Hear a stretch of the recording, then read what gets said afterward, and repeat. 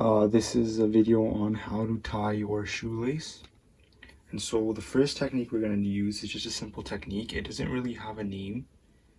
But what you're going to do is you're going to take your laces, you're going to cross them over, you're going to put one lace through the other,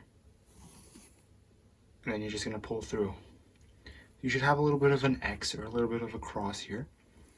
And then you're going to make a loop with one of the laces. So you pick one of the laces, either or. I'm going to pick the left one. It doesn't really matter. And then, so you make a loop. Right here, as you can see, we have a little bit of a loop there. And then you pull through. You take your other lace and you pull it around. Make a loop and kind of hold your finger there. So make a loop. It's kind of hard to see with the angle here. Make a loop and kind of hold your finger under it. That way, you cross the other lace over, and then when you pull your finger out, you have a hole. You have a hole right there. And what you're going to do is you're going to take that lace and pull it through once more. And then you have two laces and you simply pull. Obviously, I don't have much lace here, so it's harder for me. But make sure you try to leave enough lace so when you pull it through, you have enough lace to pull through. And you just pull it through as tight as you want. Obviously, I'm pulling the laces again and again, trying to make it a little tighter. And there you go, you have a little shoelace right there.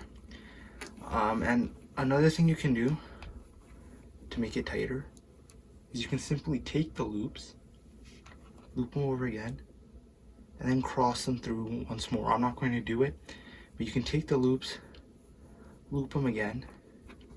So you take the loops, cross them again, as if you're just tying a basic shoelace from the beginning, and you pull them through.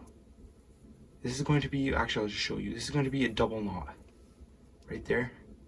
And this is much better, it's much more secure, and it comes apart. So as a result, it doesn't come apart as often. So it's much less of a hassle.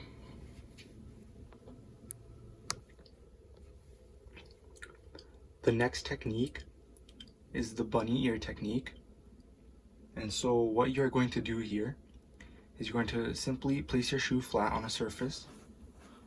Then, so here's my surface. I'm going to take your laces, cross them over each other, forming an X, then put one through the other, and pull. So we have our basic configuration, just like the last part. But this is a bunny ears technique. So we make a bunny ear loop with one base. But you have to make sure the loop is small because we want to have enough lace left so when we pull through, the loop doesn't come apart. So we make a bunny ear loop like so. Made a really small one. And we do it with the other lace as well. So we have two bunny ear loops. Now we tie a knot with the bunny ear loops. So using your finger, make another hole like so, and put the bunny ear underneath. So you have the bunny, you have a hole right there, you have the bunny ears, you have the two bunny ears. Put one bunny ear through the hole and then pull. Now obviously my laces are short, so I don't have enough slack, or I don't have enough lace, excuse me, to pull. So I'm having to do this a couple of times. But you just pull and then you have your laces. Once again, to ensure that it is more secure, you would want to go for a double knot. Double knot, same thing here. Take your finger, make a hole, and put one of the bunny ear loops again through the hole, and then pull. This is a double knot right there, and it's much more secure, and it's less of a hassle. So when you're running or you're walking, you don't have to worry about your shoes coming apart, and then having to pause and then do them again. This next technique is called the circle technique, and it's a bit more difficult, especially if you have short shoelaces like I do. but it's still a viable technique. Although I only recommend it if you have longer shoelaces. And so the first thing we're going to do, obviously, have both shoelaces on either side of your shoe. Then you're going to tie a basic knot by forming an X and putting one shoelace through the hole you've created, like so. This is a basic configuration we always start off with. Then you're going to redo this again by forming another X, but this time you're going to thread it through, but not fully. You pull a bit, and this makes what we call a circle, hence the name circle technique. Now this is where it gets tricky. Ideally you want to keep your circle a bit larger, but since my shoelaces are really small, I'm going to opt for a smaller circle. And so what you do is you take your lace on the left, you put it through your circle. You take the lace on the left, put it through the circle, and you pull a bit. You take the lace on the right, you put it through the circle again, and you pull a bit, not fully, and then you have two loops here. What you're going to do is you're going to pull. It worked there because sorry my circle was small there, so it wasn't seen as easily because I had a really small circle, but I had to do that in order to demonstrate it. And now you see you have your laces tied, and this is a more creative way. Also, you notice that with the first two techniques we used, our laces were kind of angled vertically, not completely vertical, but a little like so.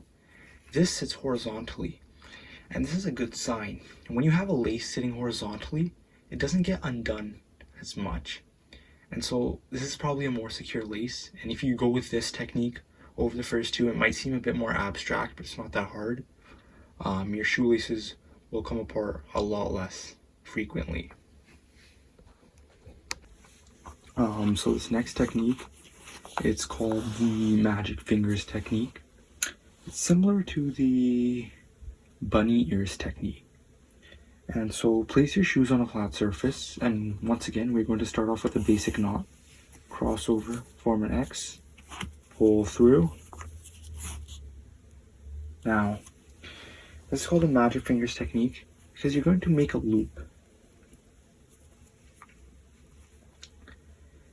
However, the left loop you make, you're going to hold it with your left hand, and your fingers should be like so, kind of like a claw shape. And you're going to make a loop with your right lace as well, making your fingers like so, pinching it with all of your fingers. You know you've done this correctly when your fingers are pointing upwards. You see the back of my fingers pointing upwards towards me? That means I'm doing it correctly so far. Let's say your fingers were like this, or like this. Well, then the backs of your fingers are pointing towards the ceiling, so that's incorrect. Your forefingers should be pointing towards the ceiling. Now, this is a bit hard, partly because I have short laces, but once we have the magic fingers, you form an X shape with the loops. Form an X shape with the loops, and then you put one loop over top, keeping your claw configuration. Form an X with the loops. This forms a little hole. This forms a hole right there. Put the loop through, all while maintaining this sort of claw shape, and then you just pull through. And that is also more of a, it's more of a horizontal knot configuration. And so, I mean, obviously I'm pulling on this, so I can pull it again and make it tighter. So this is more of a horizontal knot configuration. And so it won't come apart as easy as, let's say, a vertical knot. Horizontal knots also just look a lot better. But this is also a great technique to ensure that your shoelace does not come undone. Our next technique is going to be something called the Ian technique. It's probably the best technique, not only in terms of just the way it sits horizontally, but its duration.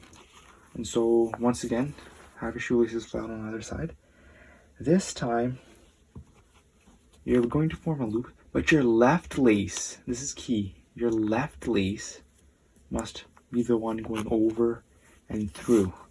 Now, if you've done this correctly, and you just let the laces sit, the lace coming out from the right here should be sitting farther away than the lace coming out from the left. That's how you know you've done this first step correctly. And then, what you're going to do is you're going to come over the top on the left and hold your thumb and index finger under it like so, forming sort of a loop. On the right, you're going to come from the bottom, thumb and index finger through, hold it, forming a loop, and this is going to form the start of a loop. Obviously, you have to use the rest of your fingers as well to complete the loop. So you use the rest of your fingers like so. Keep in mind forming the loop with your thumb and index finger underneath. That's the proper configuration. At this point, you wish to form another X. Form an X with the loops. Now this step you have to do at once. Form an X with the loops. And then you swap your hands. So your right hand holds the loop that's coming from the left. Your left hand holds the loop that's coming from the right. And after you swap the loops, still forming an X, take the right loop, put it through, and then you pull.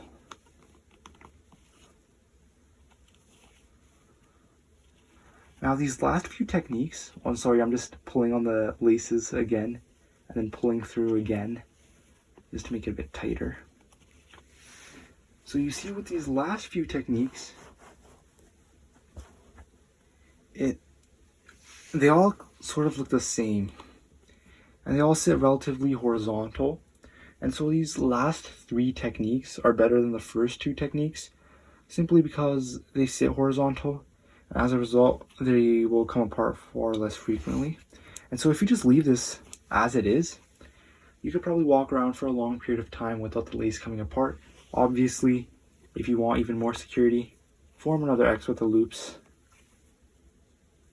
using your finger to make a hole, and then you put the lace through the hole. That's a double knot. A double knot on an Ian knot, that's probably the most secure way, and it's probably not going to come apart ever. Your shoe would probably break before it does. And so these are the 5 techniques for tying your shoes.